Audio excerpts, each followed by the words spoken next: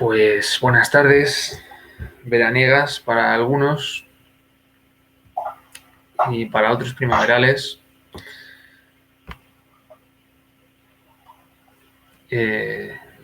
Bienvenidos al tema de hoy. Hoy tenemos un tema interesante. Es un tema que puede parecer, no tiene gran complejidad a nivel intelectual, lo cual es mucho mejor. Porque cuando las cosas se nos complican a nivel intelectual, parecemos ratas en laberintos. Así que es una bendición que te lo pongan simple y fácil. Además es un tema que he estado practicando hace poco y está muy bien, está francamente bien. Da para profundizar. El tema de hoy se titula las 10 reglas de la meditación y es una propuesta de decálogo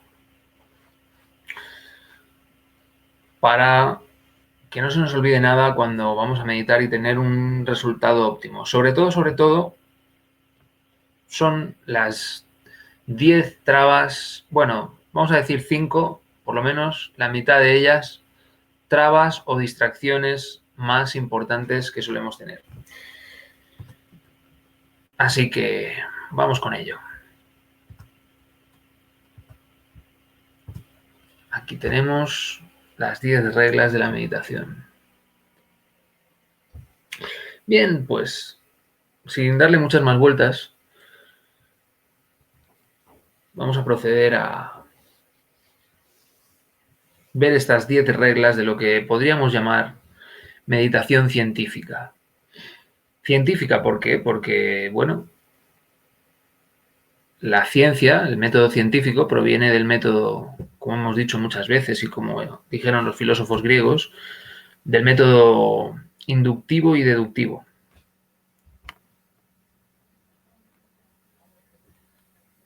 Un momentito, por favor, que me parece que me voy a quedar sin batería para que me pueda seguir Gloria. A ver si... Bueno, vamos a ver. Te pongo por aquí, Gloria, porque si no me voy a quedar sin batería en el móvil. A ver cómo te pongo para que no se me descargue. Un minutito, por favor. Estos son los imprevistos del directo. Ahora no me estáis viendo. Ay, se me quedé sin batería. Qué pena. Bueno. Delia, si estás ahí, porfa, intenta llamar tú a Gloria desde algún móvil. Me he quedado sin batería. Es que estamos aquí en medio de la nada y no tenemos otro móvil. Vaya. ¿Desde Clara? ¿Nos lo deja? Bueno, a ver, espérate. Parece Intentar que sí. llamarla, por favor, que el mío está a 0 y hasta que cargue van a pasar un buen rato. Y si no, pues que lo vea en la grabación. No, ok, espérate. ¿Sí? Vale, lo dejo con vosotras. Bueno, pues vamos allá. Las 10 reglas de la meditación científica. Y estaba diciendo que es científica, ¿por qué? Porque viene del método inductivo y deductivo. O sea, dicho de otra manera, a través de inducir situaciones, deducimos circunstancias en base a la experiencia, en base a los hechos. Eso es el método científico. Ahora, bueno, han creado una cosa que se llama el método científico, que es una forma de ver la vida que realmente solo es un trozo de la realidad, pero de eso hablaremos otro día, porque es un laberinto de esos para ratones que tenemos en la mente. Así que vamos allá. Estas reglas lo que tienen por objetivo es emanciparnos, liberarnos de los grilletes asqueantes y mortificantes de la mente, sacarnos de la cárcel, de la jaula de la mente, esa cárcel, esos barrotes que no podemos ni ver, pero que nos atrapan, nos limitan. Sí podemos ver lo que nos limitan, si queremos. Pues allá va la primera de las reglas. Hacernos plenamente conscientes del estado de ánimo en que nos encontramos antes de que surja cualquier pensamiento. Muy bien, antes de empezar a meditar, es interesante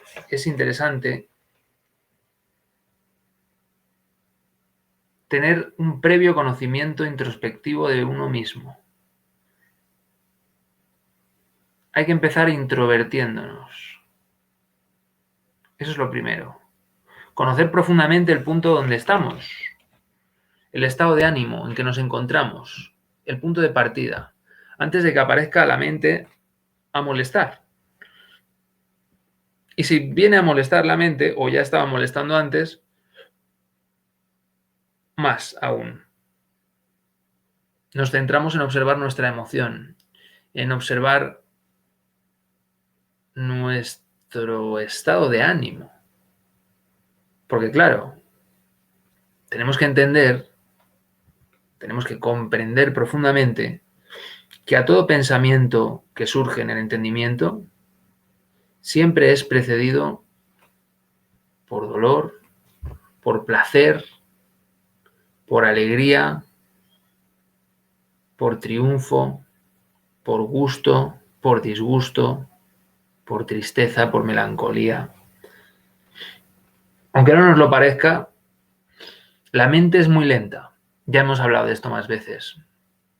Si recordamos cuando hablamos de los centros, de los 5 centros, donde se puede instalar el ego en la máquina humana que habitamos, esos 5 centros susceptibles de ser invadidos y adueñados del ego, pueden ser tomados completamente por el ego o por los egos. Los centros emocionales, motores, instintivos, sexuales, son mucho más rápidos. Entonces, en cualquier estado de ánimo, cualquier sensación, cualquier emoción, es la que precede a cualquier pensamiento o pensamiento negativo, pensamiento obsesivo. Aquí nos estamos poniendo en guardia con nosotros mismos. Cuando uno observa esa emoción, el ego empieza a retraerse, se echa un poco para atrás ya, porque lo tenemos en el punto de mira. Es como cuando apuntas a alguien con una pistola, ¿no? Se echa para atrás, se esconde, levanta las manos, como mínimo. Pues esto es lo mismo. Nuestra pistola láser es la atención. Donde enfoquemos la atención, enfocamos nuestra energía de forma constante y no nos damos cuenta. Bien sea hacia adentro, bien sea hacia afuera. Muy bien, regla número 1. Pues vamos a la número 2. Psicoanálisis. Indagar, inquirir, investigar la raíz, el origen de cada pensamiento, recuerdo, afecto, emoción, sentimiento, resentimiento, etc. Conforme va surgiendo en la mente. Esta parte es muy interesante y hacer la meditación en este orden que vamos a explicar hoy también es muy interesante y nos permite avanzar hasta donde lleguemos, hasta donde podamos llegar en ese momento. Nos permite ir avanzando, ir llegando un poquito más lejos día tras día en la práctica. ¿Qué tenemos con este tema? Esto es muy revelador. No he visto demasiadas escuelas de meditación que hablen de esta segunda regla. De forma serena, examinar, inquirir, exigir a la mente sobre el origen, la causa, la razón o el motivo fundamental de cualquier pensamiento que aparezca. eso nos va a poner centrados, eso nos va a dar luz.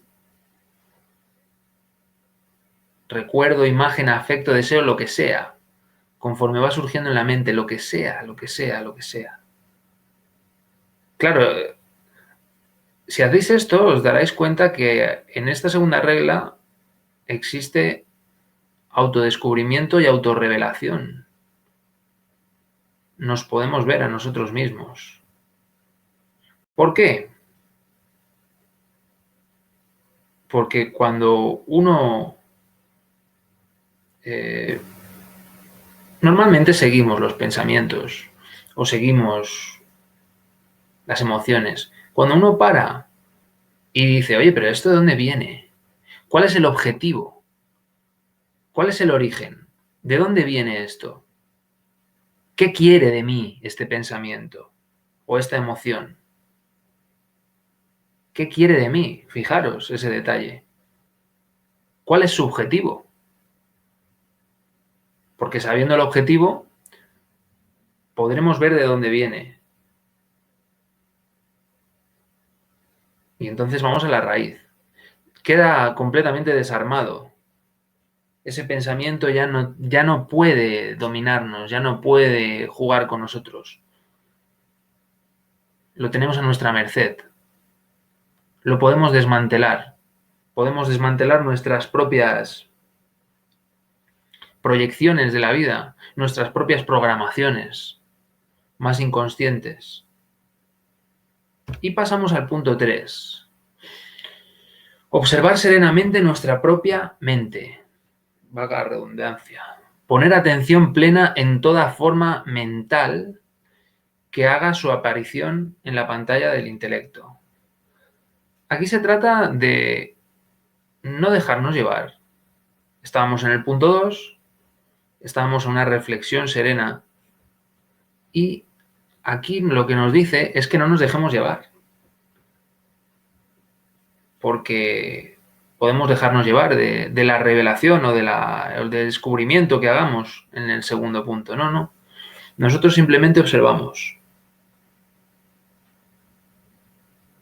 Atención plena en la forma mental, que haga su aparición en la pantalla del intelecto. Ahora se habla mucho de la atención plena en ciertos círculos espirituales de crecimiento personal. El mindfulness, pues es eso, atención plena en una sola cosa. Nuestra propuesta es que, siguiendo estos pasos, la tarea va a ser mucho más fácil, mucho más fácil. Y nos vamos a la cuarta regla. Tratar de recordar, rememorar esa sensación de contemplar, de momento en momento, durante el curso común y corriente de la vida diaria. Aquí nos está diciendo que la meditación no solo es el tiempo en el cual hagamos estas 10 reglas y cerremos los ojos. La meditación es un estado. Esa sensación de contemplar, ese estado contemplativo.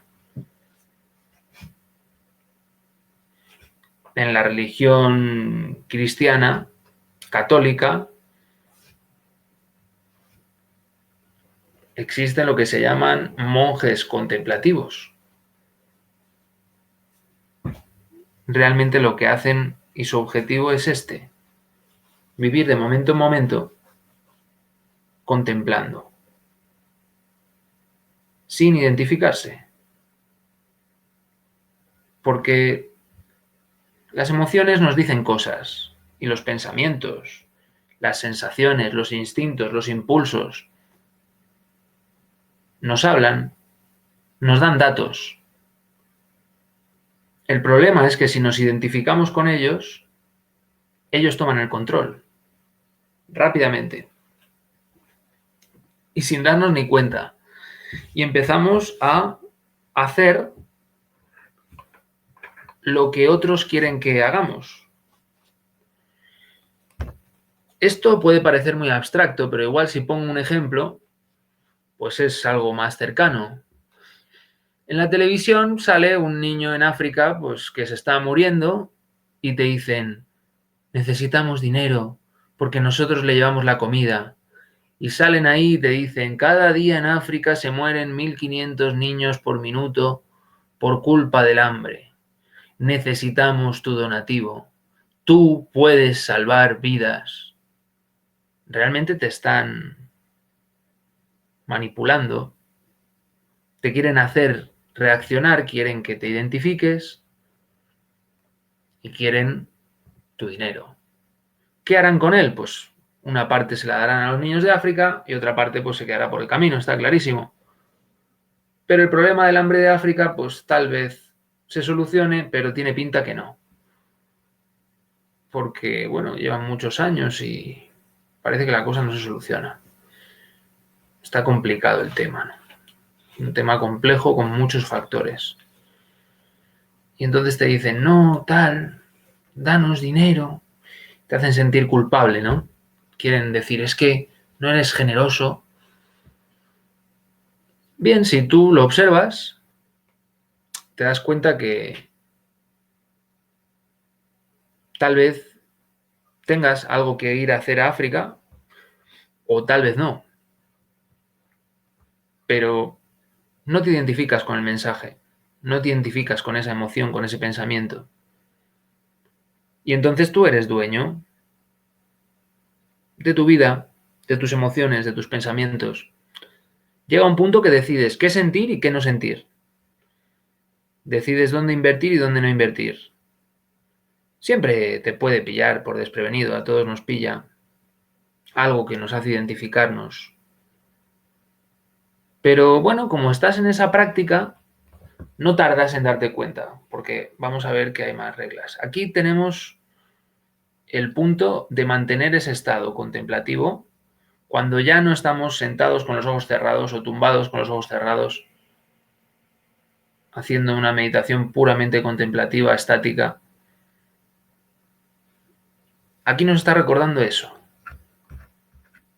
que permanezcamos en ese estado. Podemos estar en ese estado, pero de forma activa, moviéndonos, haciendo tareas, haciendo ejercicio, haciendo deporte, paseando, hablando con alguien, podemos estar en ese estado. Y vamos a la quinta regla. El intelecto debe asumir un estado psicológico receptivo íntegro, unitotal, pleno, tranquilo, profundo. Esto es interesante. Esto es interesante. El intelecto, dice, el intelecto habla de que asuma un estado psicológico receptivo íntegro, unitotal, pleno, tranquilo, profundo. Es interesante todo el conjunto de los adjetivos en sí mismo. También os lo dejo aquí para que vosotros podáis profundizar en esto más allá de lo que os estoy contando. La mente, lo que en sánscrito dirían el chitta, se transforma en ondas vibratorias, lo que en sánscrito dirían vritis.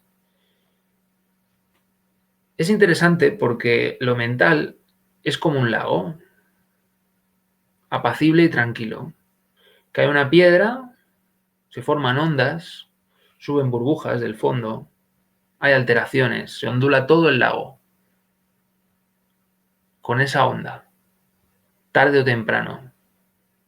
Pero imaginaros un lago cristalino, plano, como suele decir la gente, que parece como un plato. Estaba el agua tranquila, como un plato. ¿No habéis oído esa expresión? Es precioso, es de una calma increíble. Pues ese es el objetivo.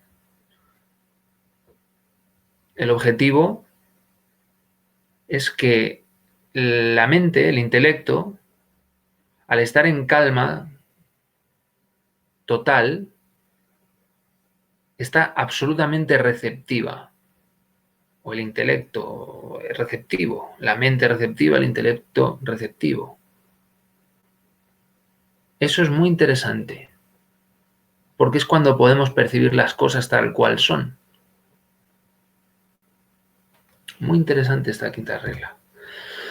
Y vamos a la sexta.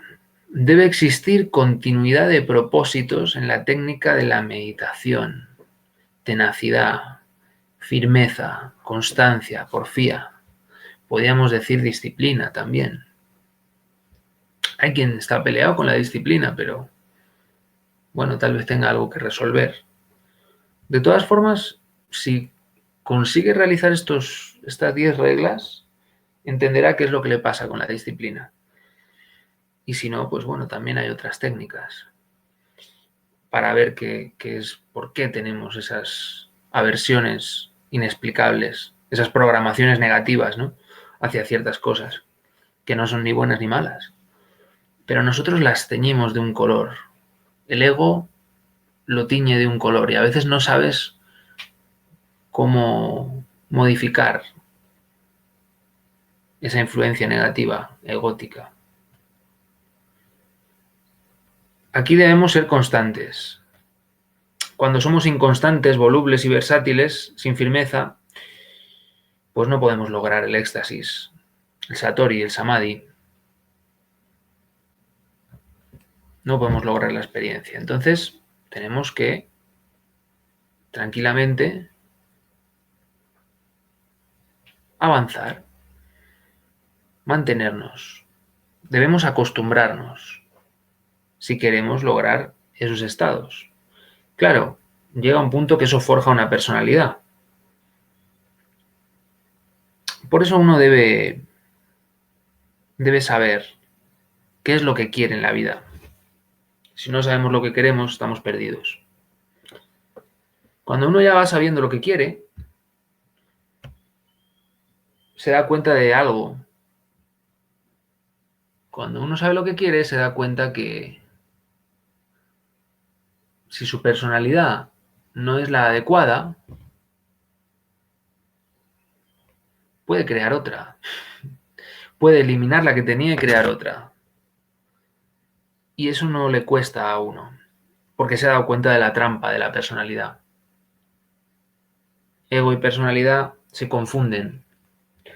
La personalidad es una herramienta, no es ni buena ni mala. Si necesitas modificar tu personalidad, estás simplemente modificando tu herramienta fundamental para existir aquí en la tercera dimensión, en un cuerpo físico. Pero el ego se aferra a las cosas, cree que pierde algo, cree que deja de ser él mismo. Ya ves. Es como si le abrieras la jaula al pájaro y el pájaro no quisiera salir porque tiene miedo. Es interesante el ejemplo de la jaula. Es interesante el ejemplo de la jaula porque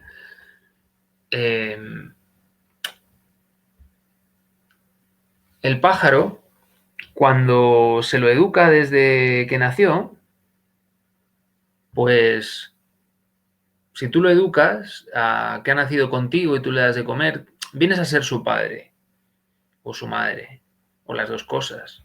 Y esos pájaros se les puede abrir la ventana, se les puede abrir la jaula, ellos se van, se dan un paseo y luego vuelven a su jaula, porque su jaula es su habitación. Pero un pájaro que ha nacido en libertad, siempre va a querer escapar de su jaula. Bueno, lo nuestro es distinto. Lo nuestro es distinto. Yo personalmente, pues he nacido en cautividad. He nacido en una sociedad que iba de buena, pero en realidad era una cárcel.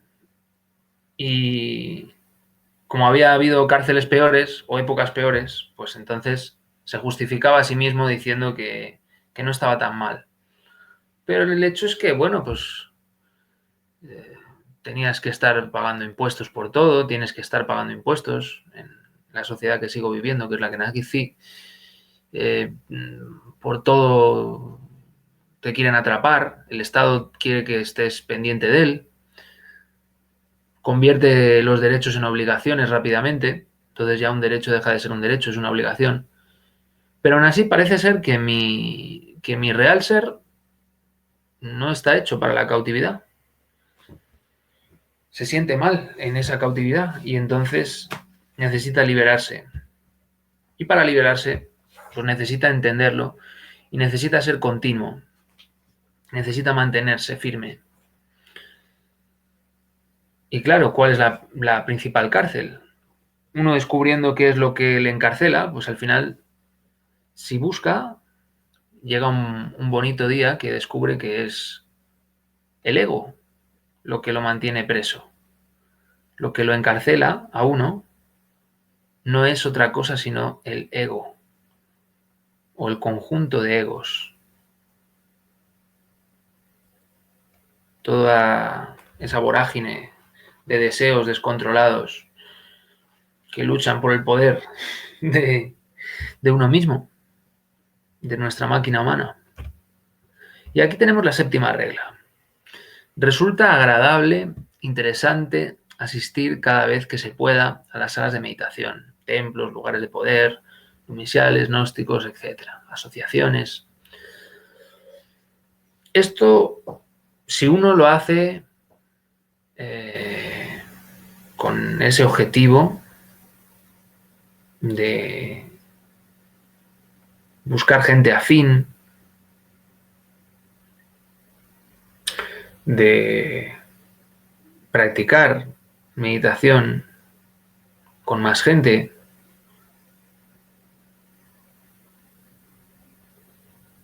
puede practicarse tanto de forma individual aislada como en grupos de personas afines. Cuando uno va a estos grupos realmente son un alimento. Cuando estos grupos no son un alimento, algo está fallando. Algo está fallando. Porque pierden el sentido. Uno tiene que ir a estos grupos a buscar un alimento. Pues entiendo que si os apetece estar aquí escuchándome también, pues es porque algo bueno sacaréis. Eso es interesante. A mí también me gusta escuchar conferencias y temas de este tipo, porque resultan un alimento para mí. También asisto a estos lugares porque me ayudan, me dan algo más. Invertimos mucho tiempo en hacer muchas cosas para mantener el cuerpo físico vivo, que si trabajar, conseguir comida, conseguir dinero para que nos dejen tranquilos, para pagar los alquileres, tener un sitio donde refugiarnos o comprar una casa, vestirnos. Si tenemos hijos, pues hacer lo mismo con ellos. Entonces dedicamos mucho tiempo a lo material. Dedicar más tiempo a estos temas a nivel grupal es interesante. Es interesante porque es nuestro propio real ser el que nos devuelve el favor. Porque nuestro ser es un misterio, pero él busca nuestra autorrealización para realizarse él con nosotros. Es una cosa muy curiosa. Muy curiosa. Pero bueno, eso es otro tema. Aquí tenemos la octava regla. Es perentorio, apremiante, necesario convertirnos en vigías de nuestra propia mente. Durante cualquier actividad agitada, revuelta, detenernos siquiera por un instante para observarla. Aquí nos está hablando de, bueno, una práctica. Convertirnos en vigías desde nuestra propia mente. También hay quien dice hacerse uno atleta de la autoobservación. ¿Es usted un atleta de la autoobservación? Hay atletas que, bueno, corren maratones, pero luego se desconocen a sí mismos. Parece que algunos de tanto correr huyen de sí mismos. Bueno, no tiene por qué. Depende de lo que se autoobserve uno. Hay atletas, sin embargo, que se autoobservan. Eso es lo que nos interesa, volvernos atletas de la autoobservación. Porque además lo puedes hacer en cualquier momento, en cualquier situación, en cualquier circunstancia. Y mantenerte despierto siempre va a ser beneficioso. Siempre te vas a dar cuenta de cosas, incluso si cometes un error, te das cuenta a tiempo. Te das cuenta a tiempo. Aquí, bueno, tenemos que darnos cuenta que el alma debe liberarse del cuerpo, de los afectos y de la mente. Lo necesitamos para tener esa experiencia de lo real. Podemos llamarle éxtasis, pero es la experiencia de lo real. Para salir del batallar de las antítesis, de siempre estar con la tesis y la antítesis, ¿no? No, pero esto es blanco, pero si le quito la luz es negro. No, pero esto me gusta, pero si me paso al final me duele. Tenemos que salir de ahí. Mantener la mente en calma para eso. Y ahí hay que desprenderse, hay que liberarse, hay que soltar. Soltar el apego al cuerpo, a los afectos, a la mente. Emanciparnos. ¿Emanciparse qué significa? Emanciparse significa, pues cuando te emancipas de tu casa es porque ya no dependes de tus padres, tú ya puedes ganarte la vida por ti mismo, entonces te has emancipado. Pues aquí queremos lo mismo, queremos decidir por nosotros mismos, no que la mente, que el cuerpo o que los afectos pues decidan por nosotros. Lo que queremos es emanciparnos. Al liberarse del intelecto, nos liberamos radicalmente de todo lo demás. Fíjate, emanciparnos del intelecto.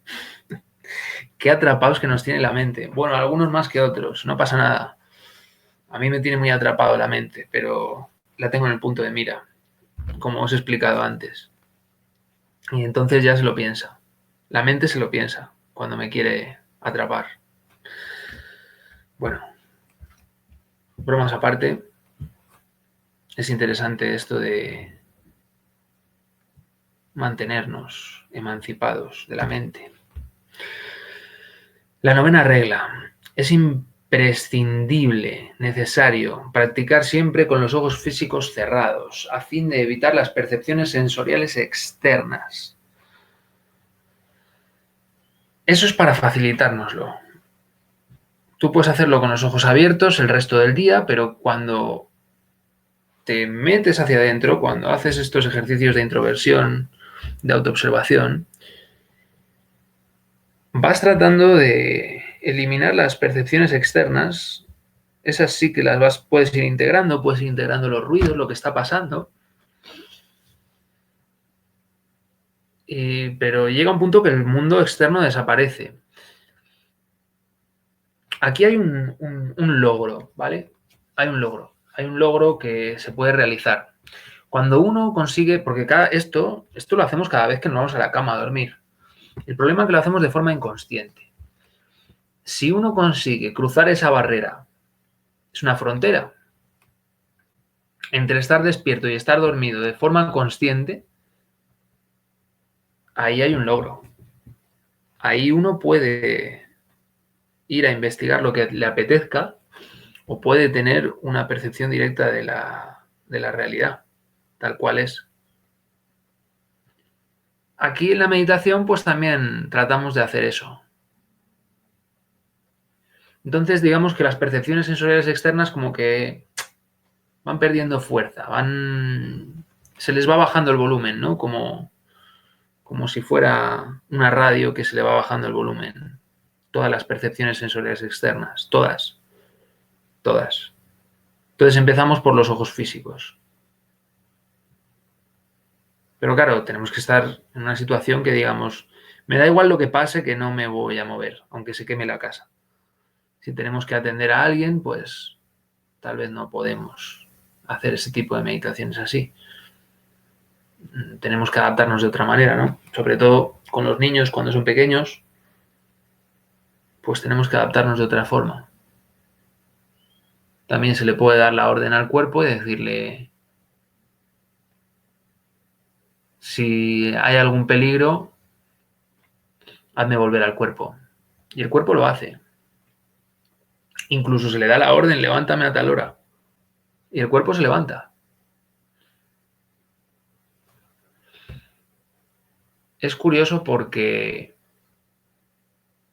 en el caso de los niños, cuando uno consigue aquietar la mente, los niños se aquietan y se duermen. Si no tienen nada exterior que los excite, como una pantalla de televisión o vídeos de internet, si los niños están tranquilos, a sus anchas, sin ser alterados o manipulados por nada externo, tú consigues aquietar tu mente y ellos se aquietan también.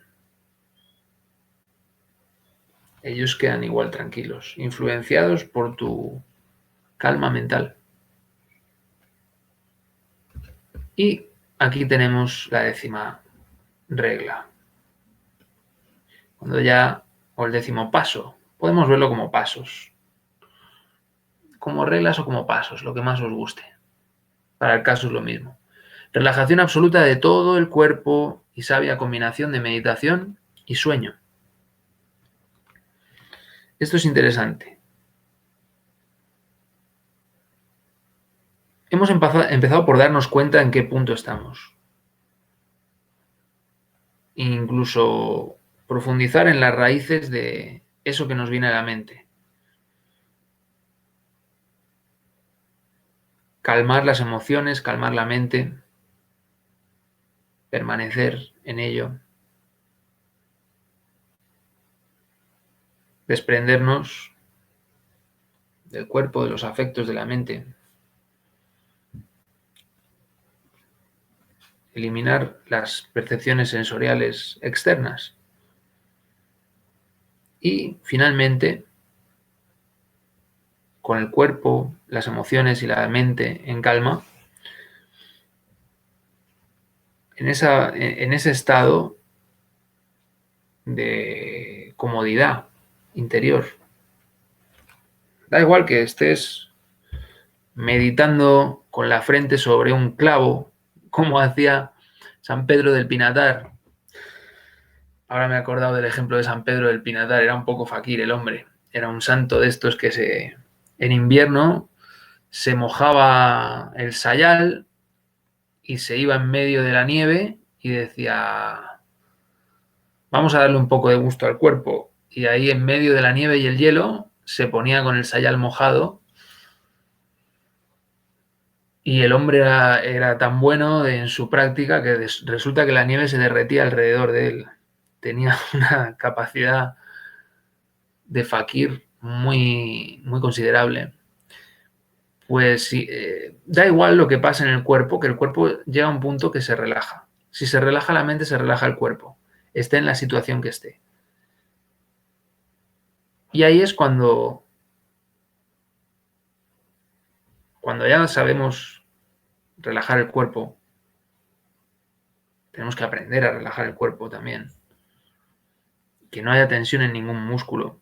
Pero para eso son los pasos anteriores realmente. El primer paso es para eso. Darnos cuenta de qué está pasando, cómo nos sentimos. ¿Hay tensión en algún lugar? Si observamos la tensión, eso nos puede evocar imágenes y nos puede explicar qué tensión es la que tenemos en el cuerpo. Yo cada vez me doy más cuenta. ¿Y de dónde viene esa tensión? Nos pueden venir imágenes, recuerdos. Nos está dando una información valiosa. Yo cada vez me doy más cuenta que lo que nos enferma es el conflicto. ¿Por qué? Porque lo que nos mantiene vivos es el ser.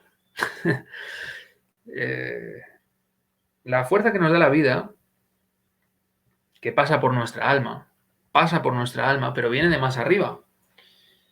Esa fuerza es la que mantiene los cuerpos vivos.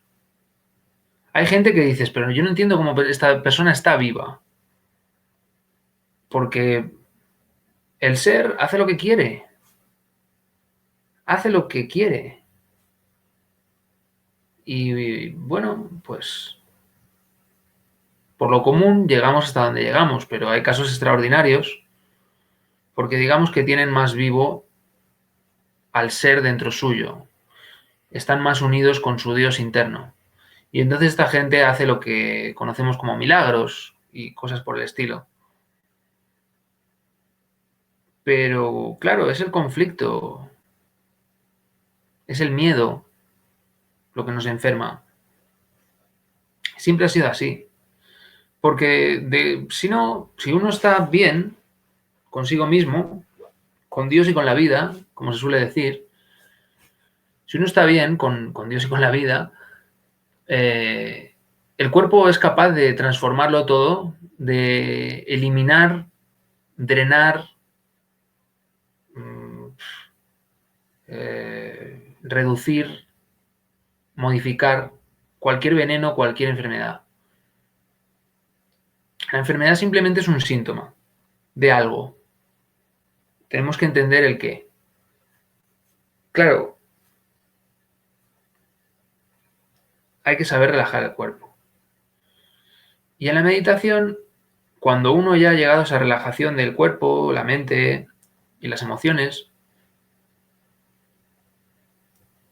cuando ya no hay ningún músculo en tensión, como hemos dicho, es urgente saber provocar y graduar el sueño a voluntad.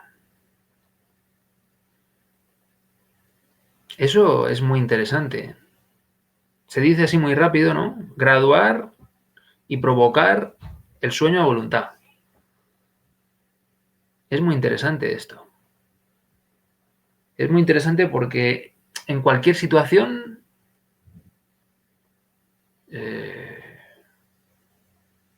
volvemos al cuerpo. En cualquier situación nos mantenemos en calma.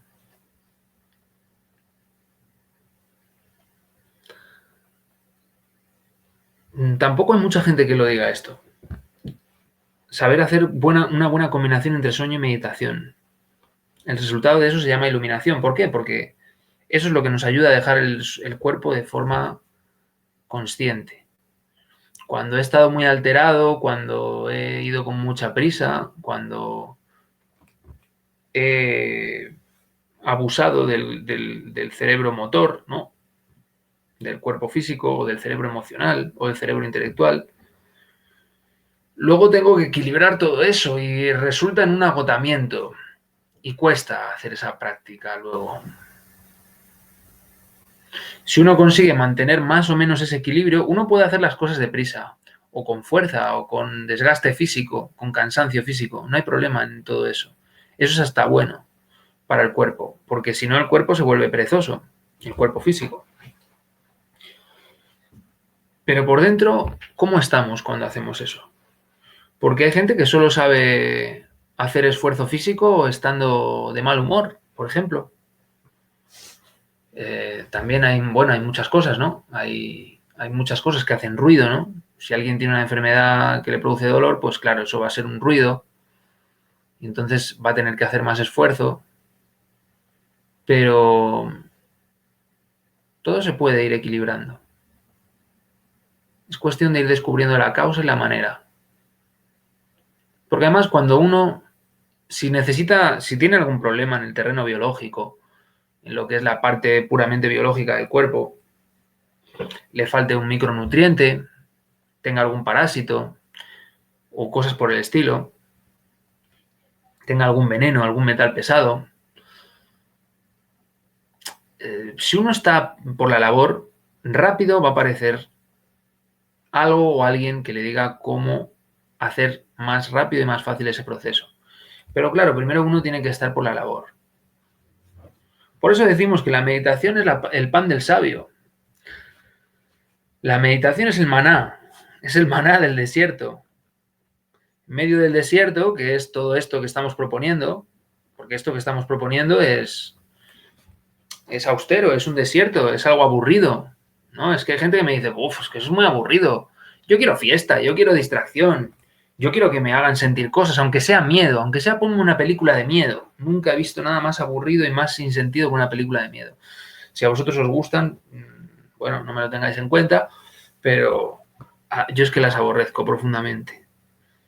Cada vez, recuerdo alguna vez que había un amigo que le gustaba verlas y decía, ay, vamos a ver una película de miedo. Y yo me costaba tanto verle la utilidad. Decía, ¿qué estaba haciendo aquí durante 1 hora y media, 2 horas? No le veía el sentido nunca a ver películas de miedo. Luego encima me tenía que desintoxicar de lo que había visto. Y el objetivo es ese. Hombre, conócete a ti mismo. Y conocerás al universo y a los dioses.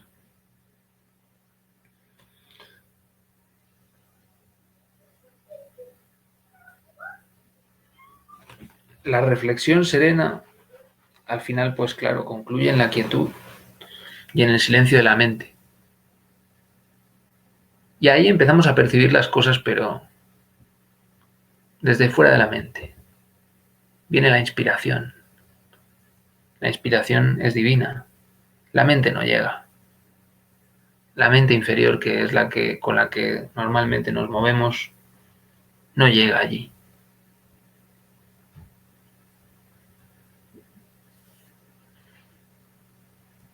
Cuando estamos en un momento de olvido, de agitación,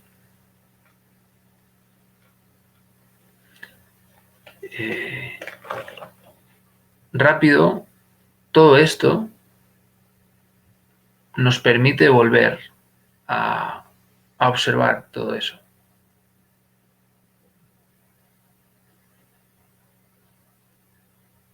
Cuando nos alteramos, es más urgente todavía observarse. Y entonces uno se puede corregir rápidamente.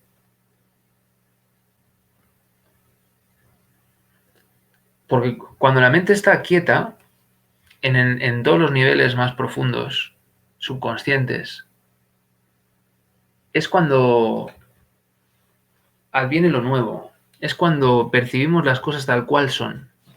Mientras tanto, estamos siempre condicionados por nuestra propia mente, por nuestra propia programación, por lo que nos afectó, por lo que nos molestó, por lo que nos gustó. Pero cuando nos desprendemos de todo eso, entonces es cuando empezamos a ver las cosas tal cual son. Sí se puede llegar a esa objetividad.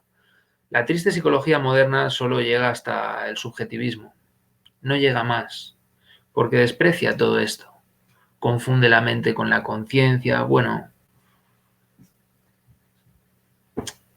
es todo un juego de la mente, no pasa del campo de la mente inferior, la psicología moderna, tal y como está formulada. Eso no significa que no haya psicólogos que entiendan todo esto y lo compartan.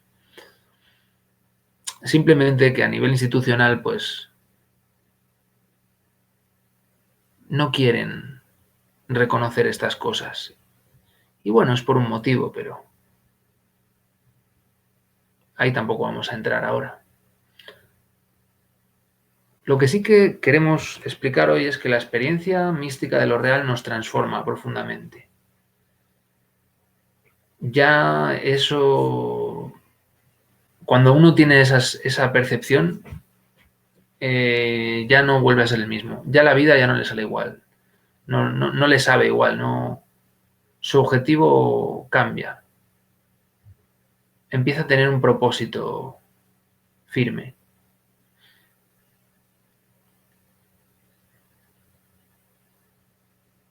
Los que nunca han experimentado eso, que es la verdad, que es lo real, es pues esa gente, pues claro, pues normal, sigue buscando. Pero en realidad donde tenemos que buscar es dentro nuestro. Sigue por ahí buscando a alguien que le dé semana del cielo. Cuando uno ya lo ha encontrado, ya pasa a otra fase. Puede sacar el provecho.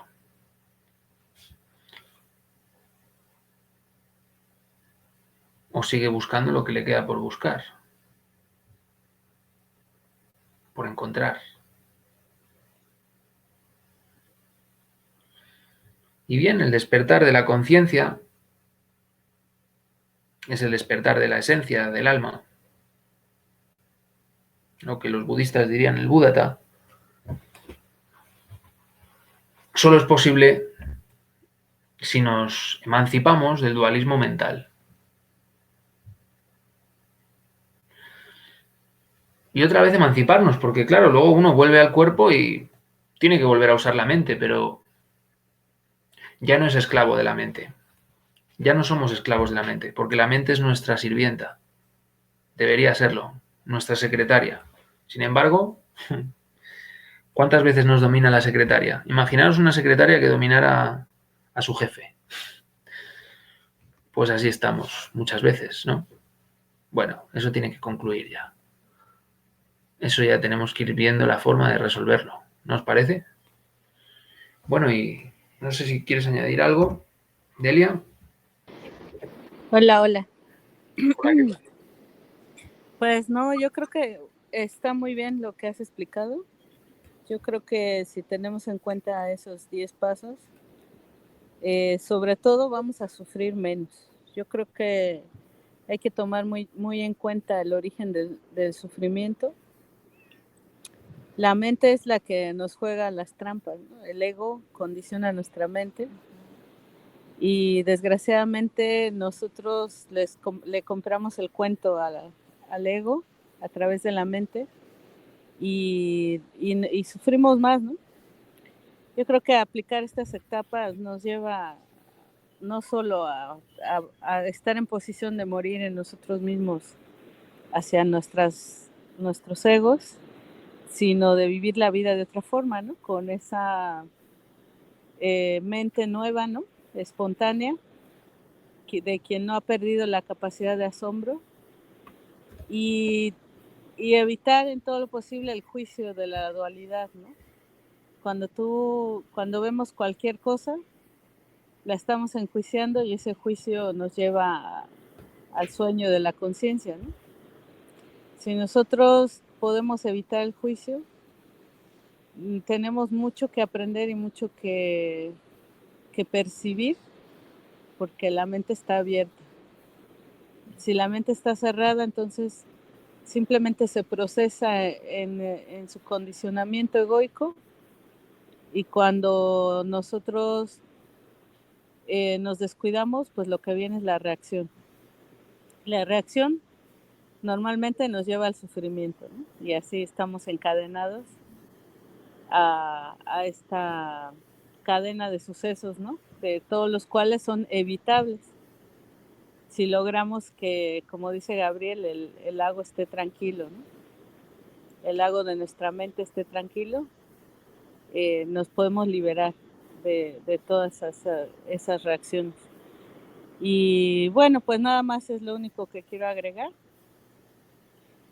Y nosotros también nos despedimos porque ya nos tenemos que ir de este lugar. Pero muchas gracias por la conferencia, estuvo muy bien. Y pues lo subiré, ahora sí subiré todas juntas, las que nos faltan, que ya estoy en posición, ¿no? De hacerlo. Y nada más. Yo creo que la práctica es llevar a cabo estos pasos, ¿no, Gabriel? Sí, la práctica, bueno, pues ya ha quedado manifiesta a lo largo de la conferencia. Está muy bien, está muy bien. Y bueno, solo añadir que siempre que hay una batalla antitética, ¿no? De tesis y antítesis en la cabeza, siempre que la mente está peleando, por pequeño, insignificante o inconsciente que sea, indica puntos oscuros, ignorados, desconocidos dentro nuestro, en nuestras partes inferiores, en nuestros infiernos. Y es interesante observar todo eso. Tampoco es malo. Si hay algo que no nos deje meditar, es que lo tenemos que meditar. Es que tenemos que observar eso. Si no podemos llegar al éxtasis es porque hay otras cosas que trabajar antes. Así es. Pues sí, así es. Bueno. Bueno, pues nada, nos despedimos. Muchas gracias Delia y Gabriel. Gracias. Nada, pues gracias a ti, Maripi. Así que hasta aquí el día de hoy. Ujú.